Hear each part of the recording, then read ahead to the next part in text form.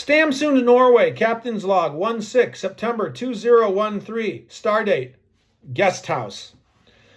After my cousin, Christine, who was my grandpa's great niece, like my Uncle Don, the chemist, was to me, once she connected with me on social media and encouraged me to visit Norway before I had a chance to make my own plans. Remember, social media changed everything. Now, social media allowed me to rekindle the heritage that was fading in me because of the pressures to have a career and a family had become the priority after my grandpa died in 1993, and I was 15. So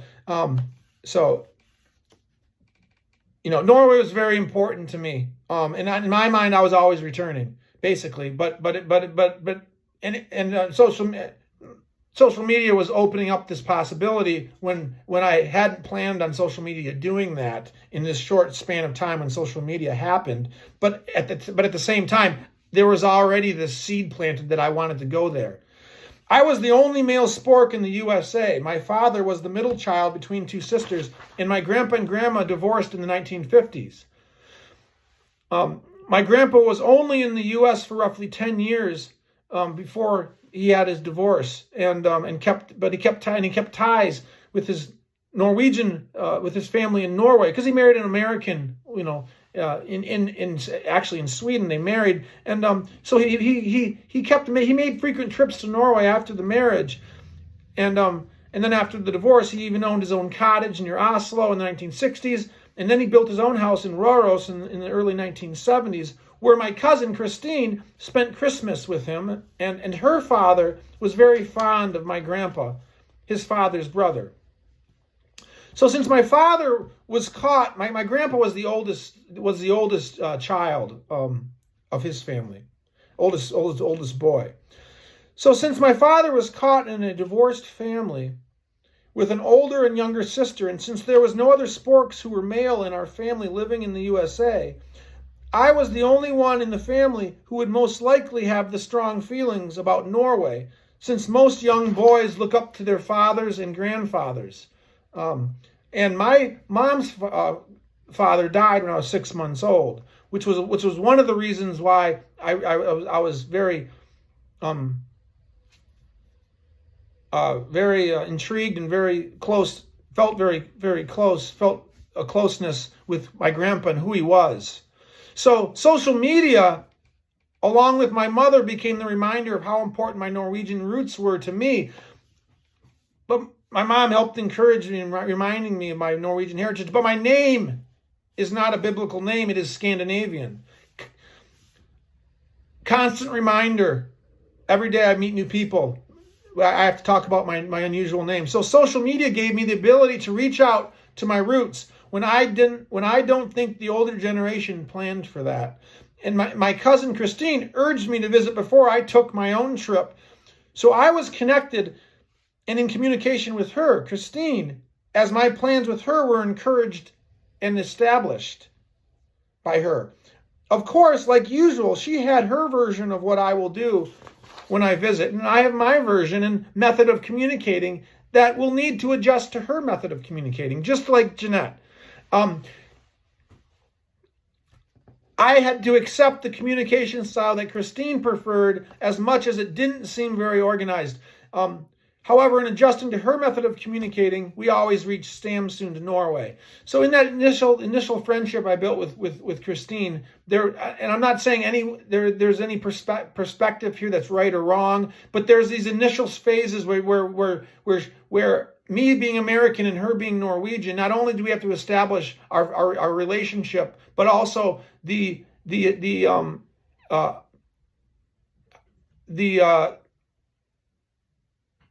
how I view her as a Norwegian, her learned perception of how Americans view Norwegians. She had to teach me how I should actually look at Norway, whereas a lot of Norwegians are used to and are accustomed to how most Americans come there and how they speak about Norway and how they see Norway and the questions they ask Norwegians.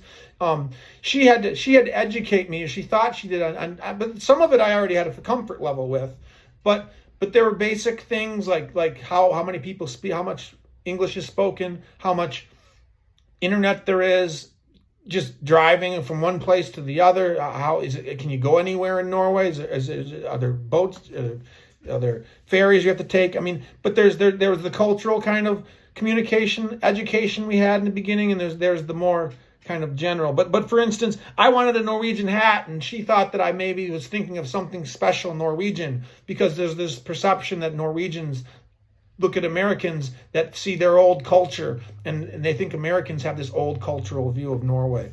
So once I made my initial trip in 2010 and met my cousin, a link was established between us. And for me, I knew in my heart that I would always return to Norway every year after we met. I just knew it.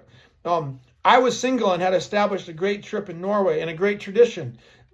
But I made the trip on her energy, on her spark to encourage me to come. That moment, it wasn't I wasn't expecting her to do that. So now I'm following her lead. So we met, and I stayed at her house that she helped build with her boyfriend, a native resident of Stamsund, Stian. Christine was eager for me to come to Norway, but once I made the initial trip, I was eager to return. I wanted to keep coming back. But she was no longer urging me. So the link that was established between Christine and I was now under my control in a way, it seemed. And I had to accept how Christine now communicated with me after we had met. I had to adapt to that new method. Even though I had already established the tradition of visiting Norway on that initial trip, that was mine. That was the life-changing moment. I'm coming back. I'm not going to leave Christine out if she initiated this. I want to come back to Stamsund. I had to tell her I was returning each September because I wanted the friendship.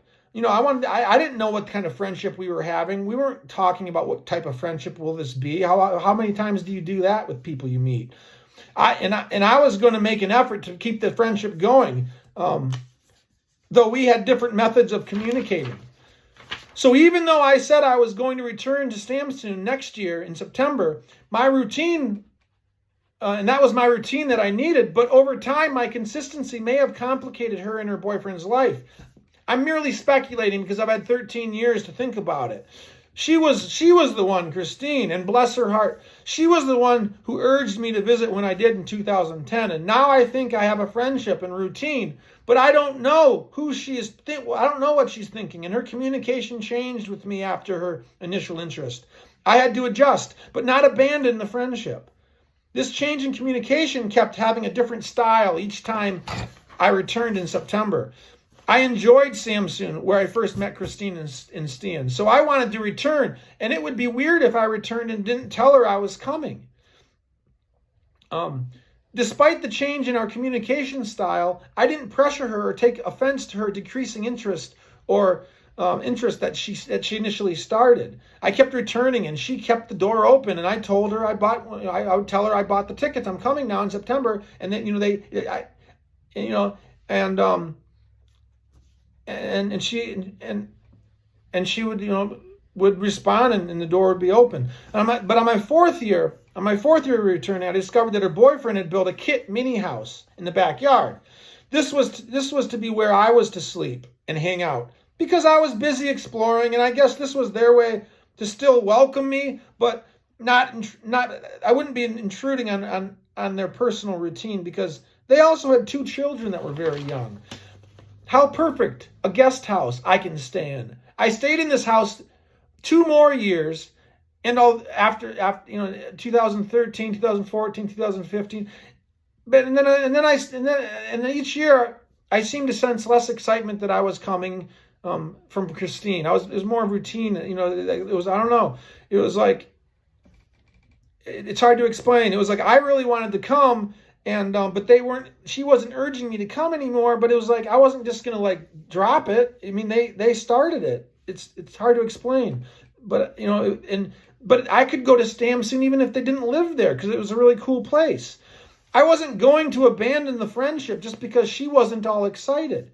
What does one do in that situation? Should I have told myself they need their privacy? I mean, how does one make a friendship if you can't be friends with your family? I mean, because I'm not going to have a friendship that is established on alcohol. So you see, what was I supposed to do? Was that, I mean, the friendship was already in motion. It wasn't like I was gonna start thinking now, well, maybe I'm gonna go rent a hotel and just be like, oh, you guys have fun, enjoy yourself. They didn't tell me not to. They didn't tell me they didn't tell me that I was intruding. They didn't tell me, change the date of your trip to this time. They didn't. I wasn't going to start thinking these things, other than I want to return, and they seem happy that I'm returning, at least enough for me to keep returning. Unfortunately, our friendship did not continue, but it never really ended. She just stopped responding, and I accepted that. I accepted that. Christine and Stan's relationship changed as well, and I only remember them being together. By 2016, one of Christine's in-laws, her boyfriend's family, her children's father's family, recommended a place. They reached out to me, sent me a message or something when I was about ready to come in September, and this is the one. Christine was obviously not responding to me, and she wasn't gonna respond to my message of me coming, which meant that I wasn't gonna stay at her house. It was in a nice way, I guess, without saying anything. That's what it means. Stan's sister, but it doesn't mean she's mad. Sister, or doesn't mean I'm annoying. It just means that there's nothing really to say. Don't stay here. Stan's sister-in-law and brother had recently opened, but what am I supposed to think? I mean, I'm not going to, at some level, you don't continually persist on something. So it wasn't like I can imagine what's going on in someone's life to a certain extent if they're not going to share it. But you reach a point where you just okay. I'm still coming to Stamsund, even though Christine isn't communicating with me now. Her relationship changed with Stan. But Stan's sister-in-law and brother had recently opened old fishing cottages to rent, and now the tile of Jeanette was made in one of those cottages that I rented in 2017. The second time I returned to Stamsund without having any communication with Christine's. So after 2 years I returned, and after not having any communication with Christine, I kept returning. I mean, it's a cool place. It was part of my trip north. I already had a routine going to Hammerfest to meet another person who I'd met, Anakin. Now, had Christine never urged me to come to Norway in 2010, we can speculate what would have happened. But I would have eventually made the trip on my own. We can also speculate how it would have happened if social media never existed. Like when would I have decided to go to Norway if we didn't have social media? But just like if we can speculate that, then let's speculate about whether or not what would it be like without cars or airplanes. So that's kind of the story about the cottage. And the cottage is important because it's I don't talk about it a lot, but it's a point of transition in this whole story, and it takes me to these cottages where I did make that tile of Jeanette. And then who's to say the idea about where I was going to stay isn't something the family tossed around because they knew that I was a good guy, and but maybe Stan and Christine weren't going to be in a relationship anymore, and I couldn't stay there. But where was I going to go? Because now Christine is single and she has children that are part of the community, so it's complicated, I guess. And then they end up making houses. They end up creating fishing. During this time of this transition, they also decide to start renovating fishing shanties to rent out. So how convenient. Now I can stay in one of those. And that's where I make the tile of Jeanette. So it's part of this story.